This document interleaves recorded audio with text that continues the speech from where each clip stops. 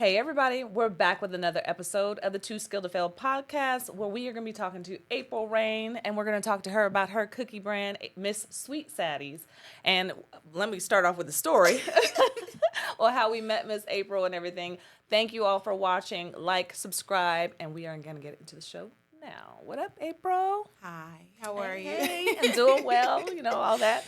We're trying to do something different where I'm trying to do and go live and kind of be interactive with other people. But same thing with you on the street, meeting you on the street, just kind of talking to a stranger on the street and meeting people on the street. That is definitely something I'm pushing myself to do these days. So. Exactly. It's hard to do, right? It is hard. Once we continue to do it, it becomes easier. Absolutely. For sure. Absolutely. Each and every day I tell myself that. So, I always like to tell the audience how we met. I meet no one, no strangers, by chance I meet someone and it is a good connection typically. But for you, meeting you out selling your cookies, you guys, she brought me some treats as well. Selling cookies outside after we had already had breakfast and then going to taste your cookies. And the fact that you were saying they're vegan, they're this, they're gluten, all these things. I was like, we should taking out all the good stuff. And so, as you know, we saw the results of that. I probably actually share that on here with the results of me tasting a cookie for the first time, just because taste tester on screen it had me like, I don't know. You're not going to have me out there embarrassing myself in public. But it was so good. And what I was saying today, I actually did a video right before I came in here. It's the cookies, yes. It's the fact that I met you, yes. The fact that you were coming to Vegas, that was another thing. But our conversation that we had on the phone where you were describing about what you do in your daily profession to what you have, you are a singer, you are a baker, you are, you work in a medical field. I'm supporting people as well. And so I just want to get into those things. And what we want overall to talk about is finding our voice. And that's what we talked about on the phone, because I never try to put a title on the podcast early. Mm-hmm. Because then now we're pigeonholing ourselves there and we're trying to keep back to there. And I know people say that makes you go all over the place. I got it. I'm going to get us back to the right place. So today what we'll do, we will focus on that finding our voice, because I feel like it's so important to do that. It was so hard for me to do it. And you and I kind of resonated on the phone about that. So get into your story. Tell the audience about what you do. Well, I do a lot, like any other entrepreneur, which is go out there and try to make our dreams happen, I would say for sure. I'll start off with my cookies. My mom here, thank you that she's here. I started with this idea when I first relocated here from from Chicago, because I'm originally from Chicago. I was in California, and I think it all started with the idea of like, hey, Mom, actually in my music, part of a business session for Writing Sessions America, and they were having segments on how if you're trying to be an artist, it's terrible to be a broke artist. Like, that's not the thing to say, right? So it was all about starting businesses. And so I thought, and I said, Mom, I want to start to do the cookie thing. And so she was like, okay. And this was like right at the height of COVID. So I tried it for a couple of months. And then I was like, no, I had some family things happening. And I took a break from all of it. And then fast forward, life happened. I would just say that I went through a fire. I lost everything in a fire. I had my son got severely ill for months on end. My job was very, very stressful because I work in healthcare management. And so I work for a large hospital organization managing CT and MRI. And it's overwhelming. It's 6 of us now. And at the time, there were only 2 of us. And so imagine doing 6 people's jobs for a hospital, and it's only 2 people. And that was a challenge, and everything was happening at the same time. So what I'll say is, in finding my voice, I felt like I was being choked, honestly, just because of I was being tested in ways I had never been tested before, in a new place, not knowing anyone. And then as for the cookies, like you say, finding my voice, I want to give credit to someone who helped me, because it was all about where are you now? Where do you want to be? And just knowing it's going to be a roller coaster, but going, and the further down you go, the higher up you'll go. And so that's just a little bit of what I do. I would just say, so I bake, like I said, manage CT, MRI at a hospital right now. And then I go to LA, I record. Yes. So it's just all about staying organized and still making sure I'm trying to execute. Yeah, absolutely. I mean, just you talking about that, then this is what we talked about on the phone. So you talking about the different avenues in which you work. I mean, a lot of it, there's work to make the money. And obviously you work in that field. The medical field is also something you can give back. as well, but your passions are still there. And that's one of the things that was so hard for me to do when I was trying to find my voice. What was my thing? What was it about me that gave me excitement? What made me spark and light up and want to keep on doing it? And it definitely wasn't. And I worked in the medical field as well for 13 years. So it wasn't that. I was like, there's something about this is great. Yes, my daughter came to me and she said, Mom, it's so cool you work in a place where you guys help people. That was good. But I still didn't have that fulfillment. I didn't have the direct fulfillment to want to actually help and go out in the world and help people. So this is one of the things doing that, right? Yeah, for sure. And I can attest to that, as in, like, in corporate America, I definitely feel as if sometimes my voice is lost because I am an African-American woman who came from Chicago. So I think people don't really realize that there's a lot of microaggressions in corporate America in which you're judged automatically for where you come from or the color of your skin. And it may not translate, like outright, but it is those microaggressions of like, hey, if I'm managing this situation, why is it that I'm not being allowed to use my voice, or why isn't my voice being heard if I am and I hold this position at this hospital? Right. But it's okay. I feel like now I have a great team. My voice is heard, suggestions and things are going. My team is very successful. We're like number 2 in the region. Congratulations. So that's just something to celebrate. And then as for finding my voice, as what you said, as in what really is my passion. And what I noticed is when I first started to go out and I had the opportunity to have a pop-up, I would be shaken. I'm like, oh my goodness, I would have to pray before I went out there. Like, I can't believe I'm doing this, But as you said, it's just that passion of actually sharing something that's near and dear to me, and it just fuels my voice. I find confidence from is actually doing something where I know it's a purpose. I know the purpose of why I'm doing it is to share sweetness and joy. It's about the cookies, but not really about the cookies.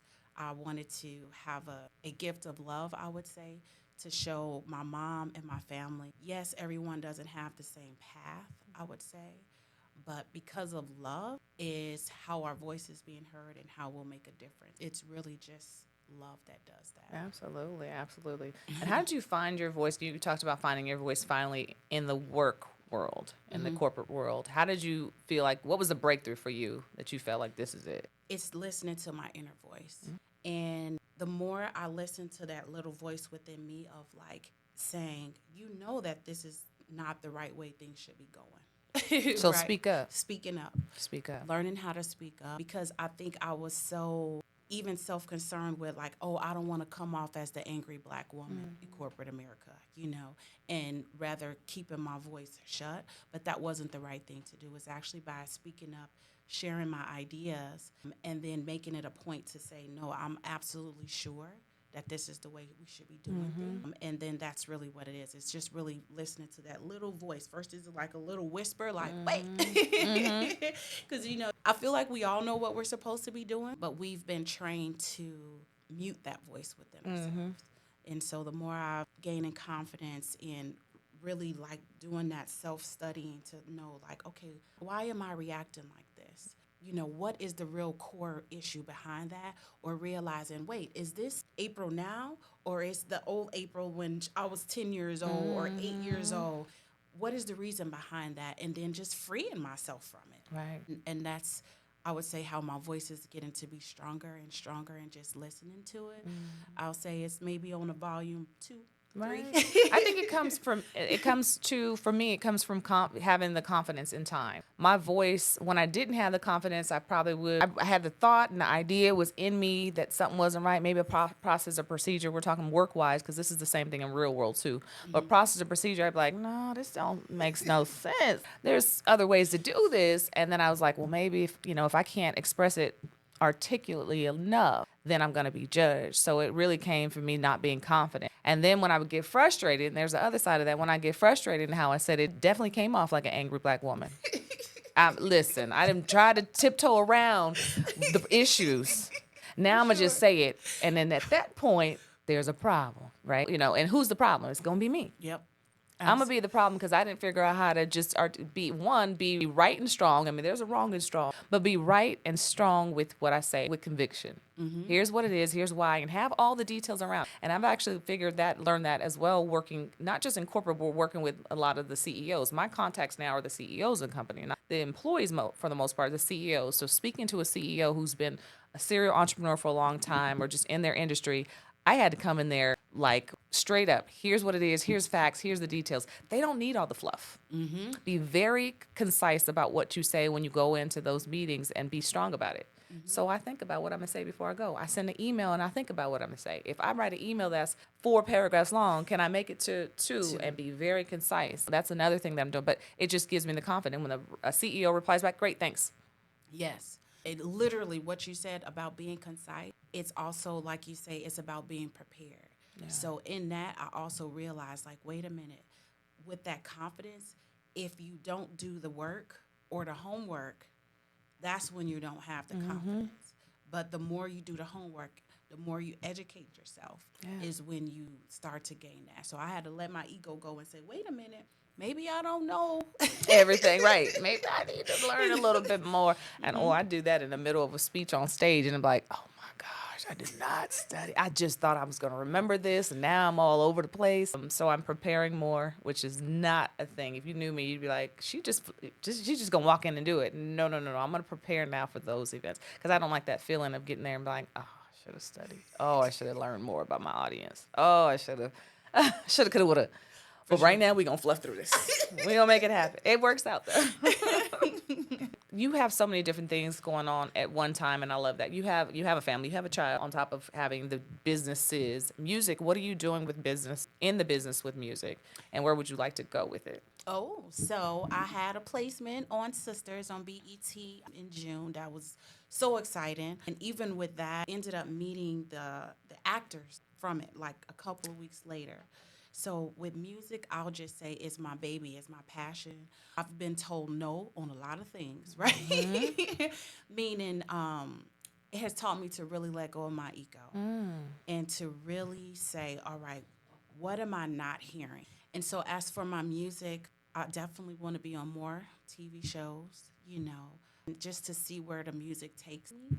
But then it's always been my dream to at least have that one collective, either album or song that I feel is a true expression of my art. It's like Erykah Badu say, I'm really sensitive. Right, about my beep, beep, beep, beep.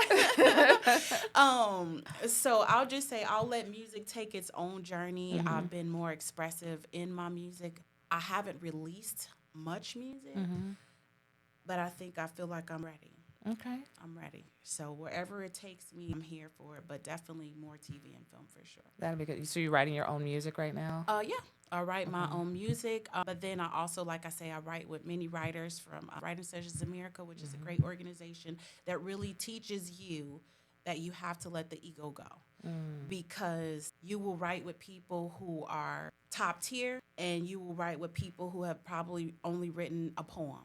And you have to learn how to pivot in that organization to really, for one, get things completed. It's really a challenge. Like when I reflect on the lessons I learned from Writing Sessions America, the lesson that Kevin Shine is trying to teach everyone is if you let the ego go and you're about your business, because you have to be about your business, then it really is the sky is the limit.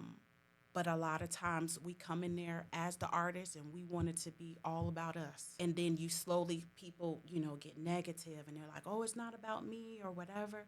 But really in hindsight, I really see, I have to have the business. I have to have my split sheets in order. I have to have my own business. I'm an indiepreneur. I have to have these things. And it's very easy to say it's everybody else's fault. But once again, listening to that voice, owning it, taking responsibility for, wait a minute, what didn't I do? Right. Yeah.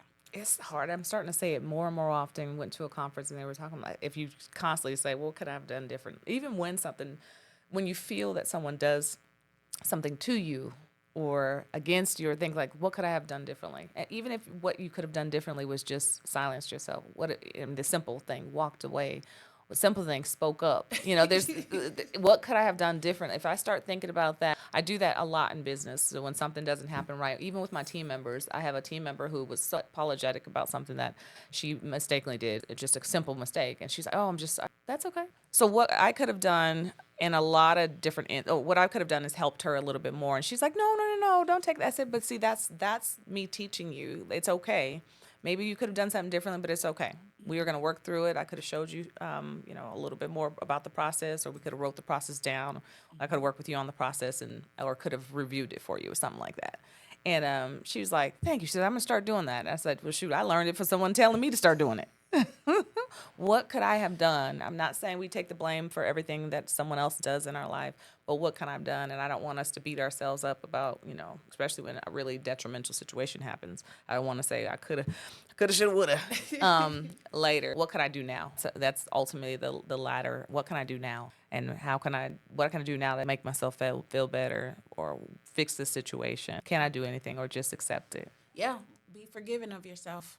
Apologize to yourself and forgive yourself, because I know I have had to forgive myself for a lot of mistakes that I've made. And then what I just say is, you know what? That mistake just adds to my story. Yeah, absolutely. My story's going to be thick. Right. It's going to be a thick old story. It's going to be a good read, right. I might have to split it up in a couple of different books. That is something to my life, because I've always wanted to write about my story, and I kept on feeling like I'm just not there. There's so much more to go. But then I look back on things that I've done. I'm like, ooh, that could have been a whole quick read, right? That whole portion, or there's a huge portion in the middle of my life, could have been a real good read, but I just keep on doubting that for myself. And so we're talking about, just getting your voice out there and just kind of honoring your voice. I think I want to say that, like, honoring my voice. I have my stepmom. She reaches out to me all the time. She's like, how's that book going? I was like, ooh.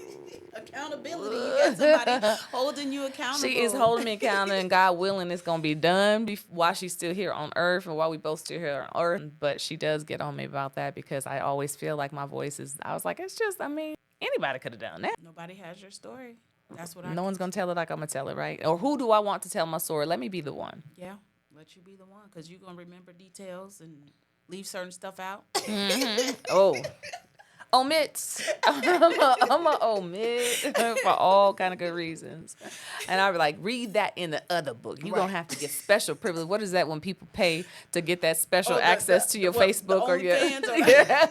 Is it fans on OnlyFans? I think it's, I don't know, girl. That's going to be that story. That's going to be in that segment. You're going to pay for that. So I love being in the studio. I love your studio. It's beautiful. I love your space. They're good. Listen, there's going to be some changes too in this one and the other studio, but my goal is to kind of move around a little bit wherever makes sense. I also may go to guest studios in other states, by the way, you guys. That is, I haven't even talked about that. Yes. But just go to guest studios, and all I need is just to pull up my logo and kind of get it going, but just for people to remember what it is, put it on maybe a splash on the screen or something like that. But guest studios and guest locations, restaurants, even if I could set up real quick, I want it to look like the podcast and everything. So that's all the behind the scenes that I'm telling on the show here. But those are all the things I'm working on, because I think this platform to allow people to share their voice, to me, has been so life-changing. I started this years ago, stopped for a while, and just restarted again. And the restart to me is like breathe, let it out, and this is not about you, this is about them. And when I originally started, I was still wanting to be an actress and things like that, so I was like, this is me, this is my camera time, this is me showing everyone in the world that I can do well on camera. And now I'm like, shoot, I've been on here and didn't wear makeup at times. I was like, forget it, it's gonna be some moisturizer and go. Oh no! So let me tell you, and I thought, but before, let me tell you, I wasn't even myself. I was wearing wigs that didn't match me. I was trying to do too much. I was like, I need to dress a little different, and I need. You gotta be you. I'm gonna be who I'm gonna be. I set up until 4, whatever o'clock in the morning. Good, girl. I'm like, look, twisting and plaiting up my hair when before I would have straightened it. I would have slicked it back in a slick back ponytail, and that's what I would have done in my corporate life as well, and in HR too. Okay. HR to me, this was over the last 29 years that I've doing. As you know, it's evolved. I've been on the West Coast too. Okay. So yeah, I'm from Chicago. I can only imagine in Chicago it's more of it. DC, Chicago, you see more of it. But for me, I'm in corporate environment where I am the only one who look like me in many cases then and now. It has not changed. Yeah. I'm not mad about it. I would love for more people to get in it. I'd love for more people to be taught, like on the HR side or a corporate side, come in with me. I'm ready to get more people in that look like me in a conference. It's definitely, it was a culture shock, I would say, coming to California for sure, because I went from a mixed community. I used to work for a small hospital called Shriners. Shout out to Shriners. And then I went to a #1 trauma center with adult, and it was all African Americans, I would say 90%. And then to come across the country to predominantly Asian and, Spanish. And it was a culture shock. But yeah, like you say, just finding your voice and being okay with that confidence, educating myself on what is happening out here in California streets. Hey, you see how we interacted, how we met. Literally, I mean, I'm from there, so I knew what it was to see you outside. I was like, Right.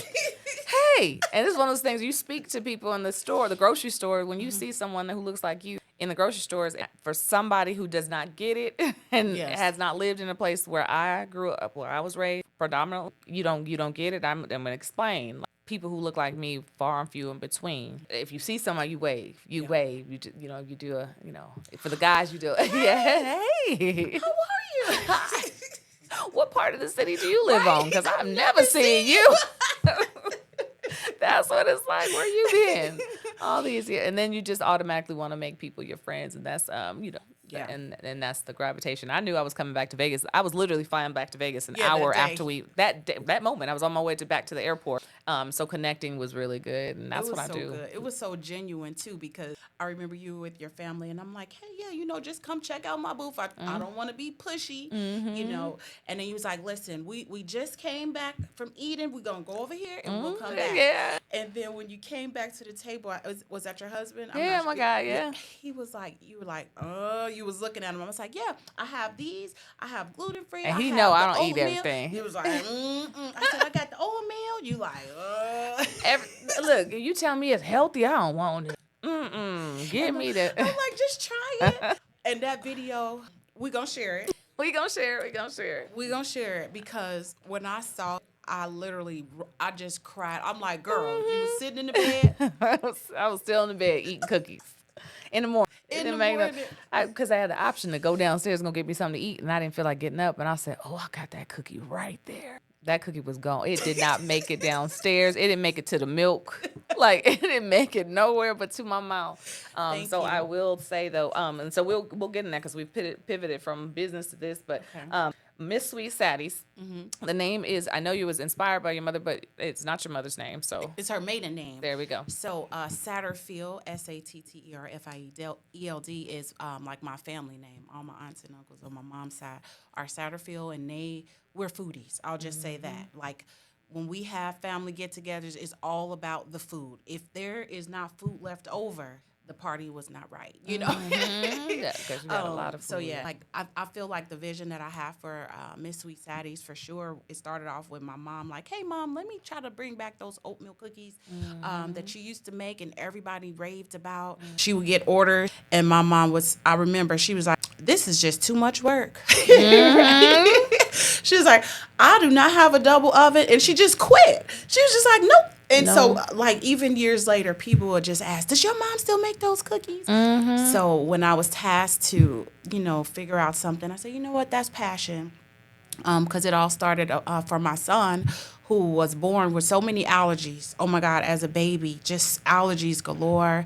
We took him to specialists, and he couldn't eat anything. We had to make this magic formula for him when he was a baby. So it was a lot of those challenges. So it's really all centered around like allergies and stuff like that. But what I feel that I want the brand for Miss Saddies to be is, for one, to spread sweetness for sure. And when I say sweetness, I mean we all have challenges. But I feel like when I listen to my voice, that for some reason I still remain the core of who I am, which I feel like I'm a pretty sweet person, right?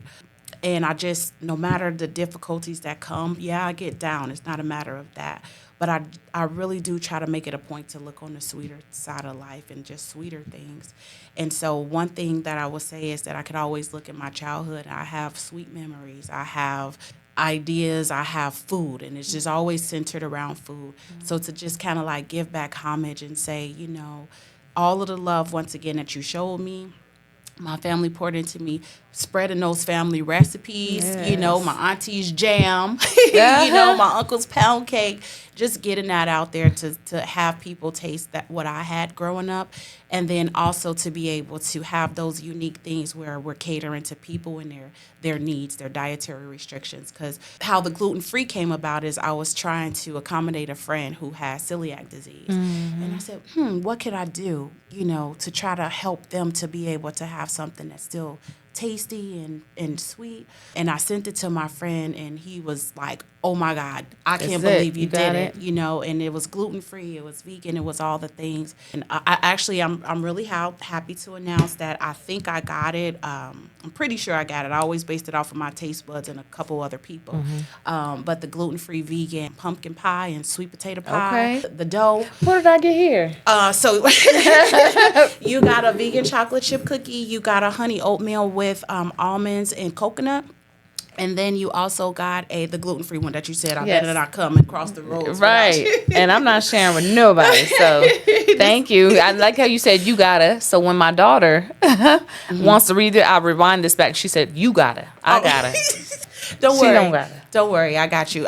Speaking of that, I was really surprised. I feel like because I've started to listen to this inner voice, which is the topic of what we're talking about, things have really just started to take a path of their own, because I just know that there's no way the timing of me meeting you would be the same timing that I would be in Vegas for the Shark Tank Clover Business Summit from Tabitha Brown.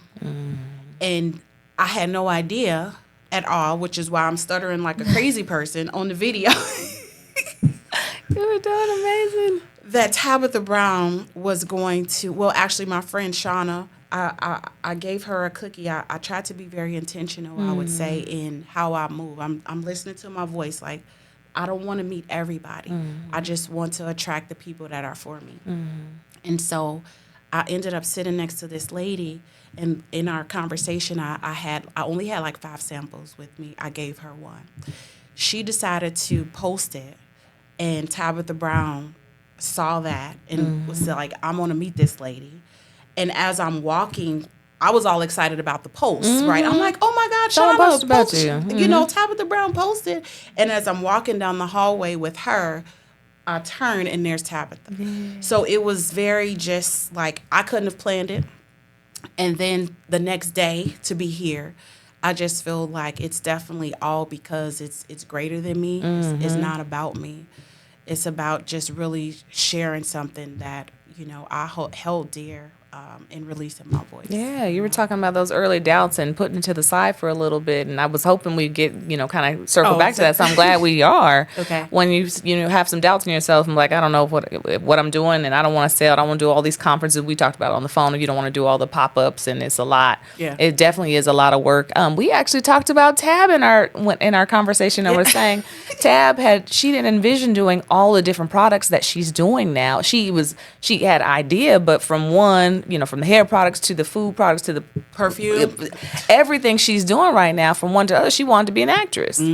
That's what she wanted to do, but now everything else is blessing her and giving her way to be able to do all these other things that you even conceptualize. Like, for me to sit back and be like, I used to make hair products when I was a kid out of everything under the sink. I don't know if I should have, right? I was like, I'm going to make a super duper conditioner, shampoo conditioner. My mom would be like, what are you doing? Tea tree, or I was putting everything in one. But as an adult, if I were to be able to get an opportunity for that, to be able to say, like, this is something I envisioned as a kid. I didn't know how I was going to be able to do it. My daughter, too, she was terrible as a kid trying to bake stuff all the time. I used to be like, stop playing with my food. It was terrible. Let me tell you, my child she can bake, she cooks, she can bake. She is an amazing baker now. Nice. So allow us to be able to sample in the kitchen or whatever. No telling what you're going to be able to do later on in life. And so I'm so blessed to be able to like have you on the show and share your story, because it's re-inspiring me. And I'm thinking back, you just reminded me, like, when I think back of things that I used to love to do in my childhood, it was that. Like, I created this cookbook for my sisters when they got married, and I gave it to them as their wedding gift. I was 11 at the time, and I hand wrote like 30 recipes. And the front page said, "This is how you stay married. If you keep your husband happy, follow these recipes." Something along that line. So I've always been that, like, oh, Mom, I want to try this. I want to try this. So I really have been, when I reflect on back then. And then I would always be around the house singing. Yeah. And I won't say this particular person, but there was a person in doing this reflection of what you're saying. I've been doing that inner work, and I remember this one precise memory in which I was singing loud. Like, I was singing. I thought I could sing, right? And I remember someone saying, "Be quiet." Like, and it wasn't because it was bad. I just think it was the things that was happening, and it was just too much. At that time, that 11-year-old child got wounded, and it made me feel like, hey, I shouldn't be singing. But it's really doing that reflection of like, oh, no, you've been letting that 11-year-old girl rule your life. All this time. You need to you talk to her, Right. go back and talk to, when they say your childhood self, go back to, and you know what, I feel like we should narrow into that, because or go around it at different times, because sometimes you need to go back to that 11-year-old and talk to that 11-year-old. Sometimes you need to go back to that 15-year-old. I definitely need to go back and talk to that 16-year-old for me. What happened? Well, that's when I had my first baby at 16 years old. I want to go talk to her. I want to talk to the 15-year-old to prep her for the 16-year-old. Okay. I want to have those conversations every once in a while. What would I have said? Because I'm trying to work on healing today. And healing today means me forgiving myself from before, or forgiving others, or just healing. Yeah. And I have to go back to the certain times. We can go back to smells, and when something comes up, but we want to forget the bad things that happen. We want to forget them. For me, I do. No, forget them. I do. I don't want to think about those things that happen. I remember living in Vallejo, and I remember smelling the certain times of the year you smell the different plants and things like that. The daisies, the spark, whatever it was that sparked something. But I don't want to remember. I don't remember. Sometimes I don't remember all the extra stuff that come around until someone reminds me, and one of my siblings or something like that, and then I'm like, oh, I was like, oh, I was 12, I was 11, yeah. Oh, that did happen, and then I'm like, okay, forget about it again. Let it go. Go. I've been working with this lady. Her name is Janetta. Janetta. I can't pronounce her last name, but we did this exercise, and it was kind of weird at first. But what she helped me realize, she's like, your heart, it holds all of those emotions, right? So all of those things that you thought you just tucked it away, or like, oh, it's not bothering me. Or I'm good. I'm good. It's really still with you. And it's like, once you start releasing that old stuff, like you say, you have that memory. It's not to stay there, but it's to say, oh, I recognize it, and where am I holding it at in my body? We could hold stress everywhere. But the more we release it, then what we're doing is we're creating space for new energy. Ever since I've been doing this, daily, of where I just kind of like take a moment, I reflect, and I say, okay, well, what am I holding on to from yesterday or whatever? And then I say, oh, there it is. Once I release it, it creates space for new energy. And I definitely feel being here, and just how life has been progressing over the last years or whatever. It's just because I'm slowly learning how to release. That is so good. What are you doing to give that back? I mean, obviously in your sweets and your cookies and things like that, and you can do it in your music. What do you feel like your most impact that you're doing to give back from the lessons learned, whether it be for your family or your children or friends around you? Let me make sure I understand it again. Tell me one more time. What do you feel like to give back to all the learning you're getting right now? You're teaching, and this is actually a give back. And so I was going to go into that. So just for us to continue our voice and sharing, like, how are you sharing your lessons learned lessons from your parents, lessons from your family with your kid, whether it be your child, whether it be your coworkers, and sometimes you got to give them the game too. Yeah. How do you feel about giving that feedback? Because I always, and I say this because I always struggle with I don't want to feel like I'm a preacher. I don't want to feel like I am somebody who has all this wealth of knowledge and been doing this, and I'm not a psychologist and blah. I can rip myself down. But what I'm doing, and I'll share my answer, what I'm doing and trying to do, other than this podcast, is what I'm doing is if I have the thought in my mind, if I have a story to tell, if something is reflective, I do feel like I just give it. I don't give too much because I don't want to feel like it's overwhelming and always have a response to someone. Mm-hmm. But I try to just make my words make sense to them and like translate a message to them. Mm-hmm. Like, especially if it's in my heart and I'm like, God is just you might not need this, you might not want this. And I found that has been received so well. I don't feel like I'm overstating something. I don't feel like I'm sharing too much. I don't feel like I'm preaching to somebody. Mm-hmm. And that was my fear before. So what are you doing with all the using your voice and giving back? I would pretty much say it's along the same lines. For one, I'm actually using my voice. You know, I think in the past I've always been like, oh, I want to put myself last, or nobody really cares about what I have to say.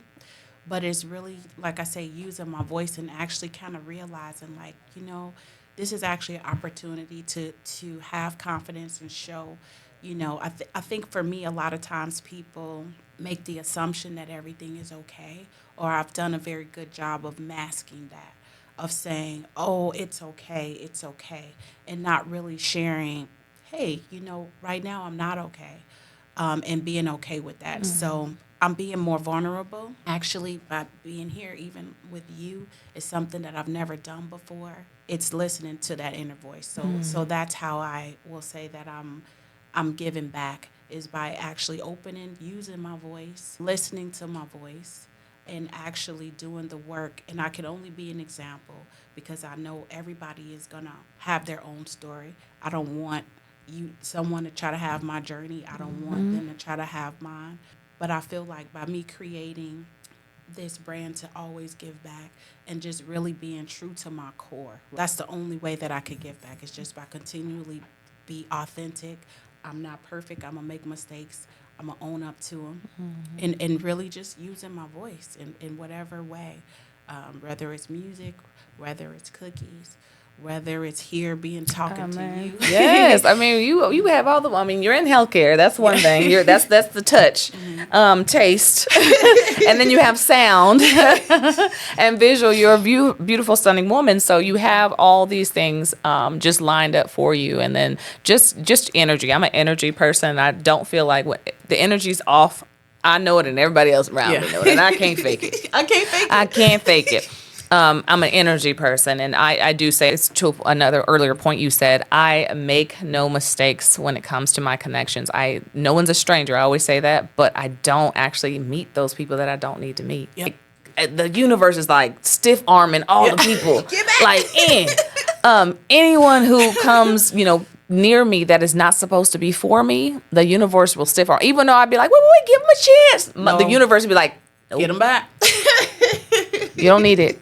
But you'll know. You don't need it. You'll know. And that's it. I just, like you say, we're finding, well, obviously I feel like mines need to be cranked up a little bit more, but just listening to it, having that confidence and saying, oh, and I always used to think like, oh man, I have to get to this person because they can make this difference for me.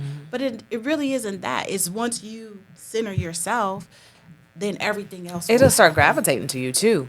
Yeah. I feel the type of people that I'm meeting, they gravitate to me, and vice versa. I gravitate to the people that I'm supposed to meet. But that gravitation is so real. I mean, to the point to where, like right now, I have goosebumps thinking about it. But it's real, and I feel like you have to listen to that. Again, if you're looking for something, and you said earlier, I love that I can keep on going back to what you said today. But what you were saying earlier about learning.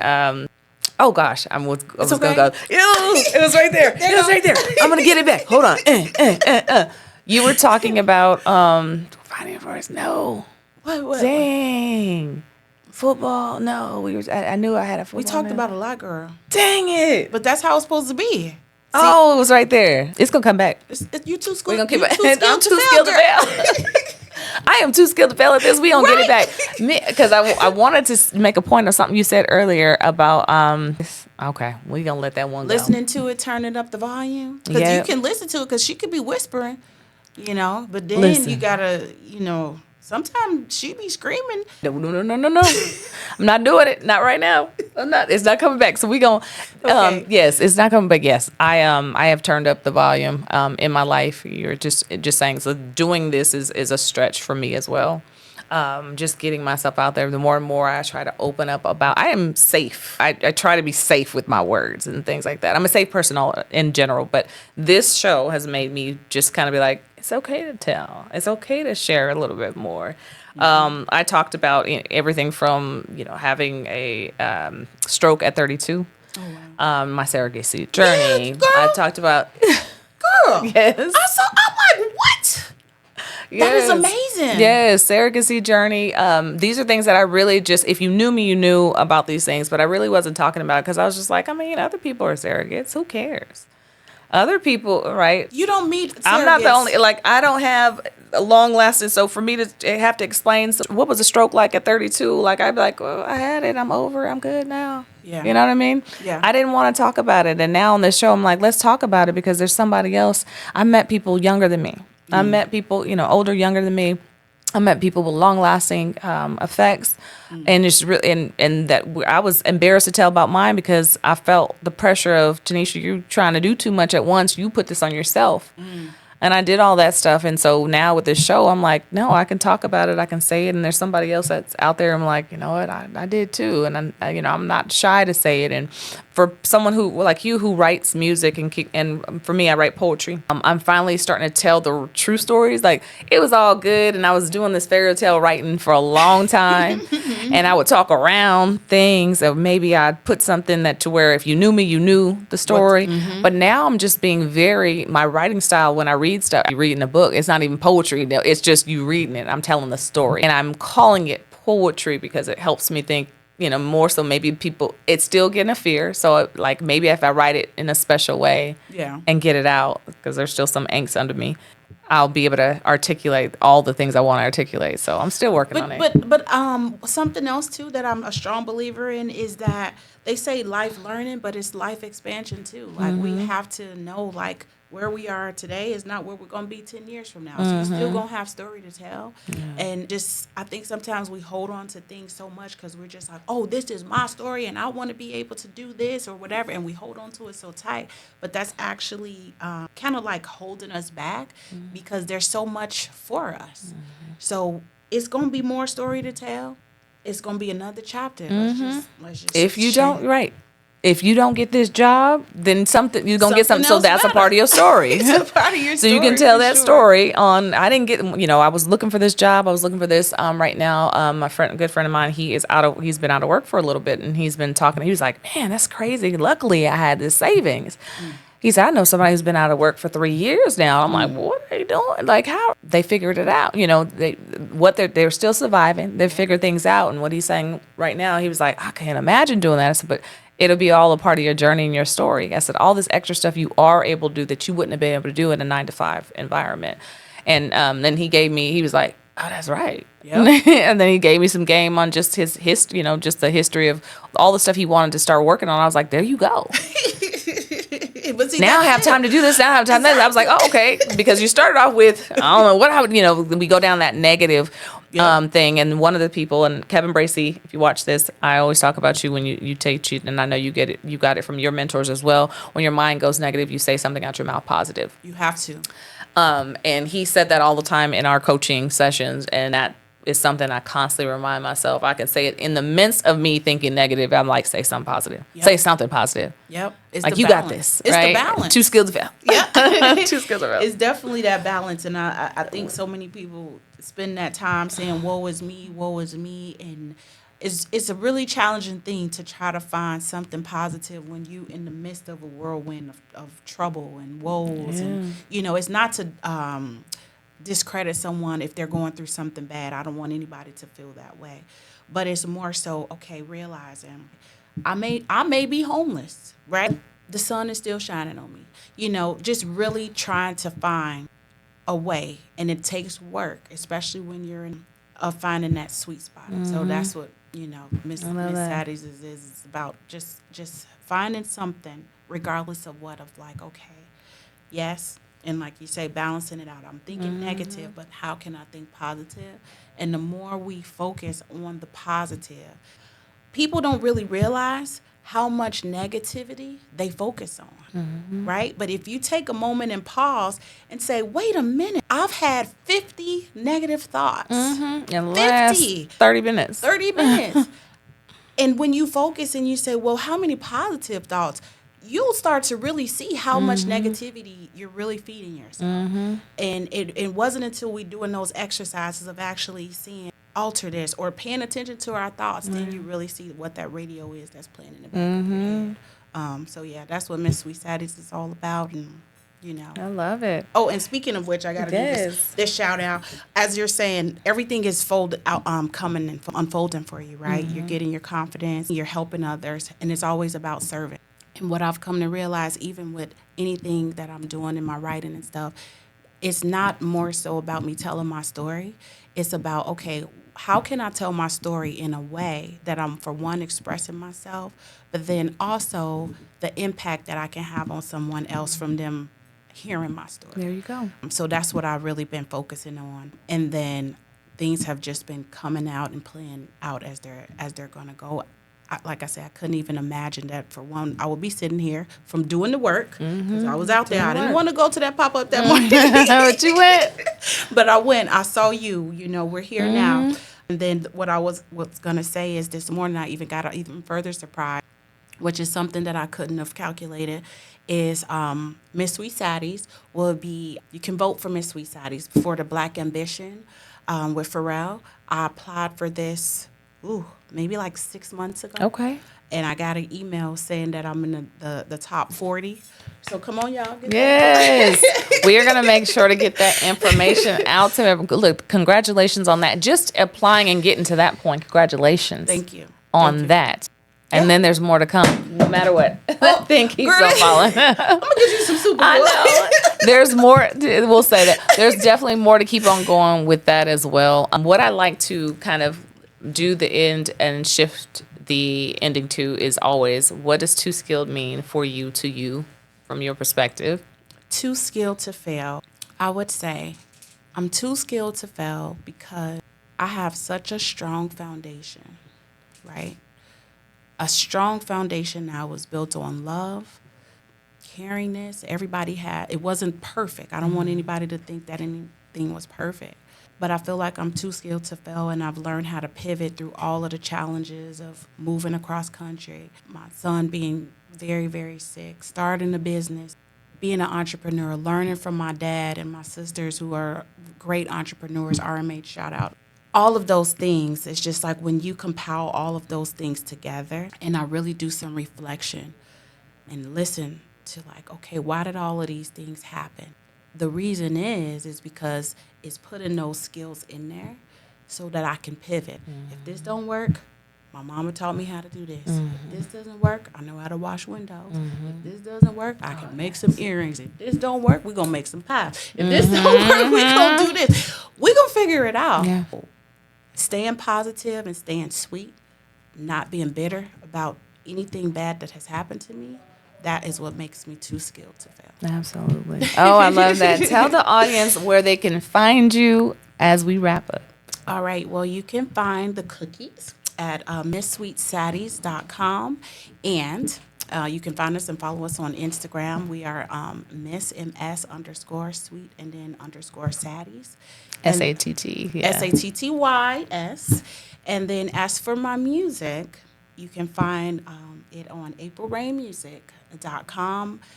There's going to be more releases coming, so I'm going to ride this wave, and we're going to see where it takes us. Oh, my gosh. Thank you so much. Yes, you guys, you've had an exclusive one behind the scenes as my camera keeps falling when I'm trying to go live right here the entire time. You had an exclusive with April Rain. Please like, follow, and subscribe to her as well as the show. Keep them coming. If you know anyone who would be best for the show, let me know. See you soon.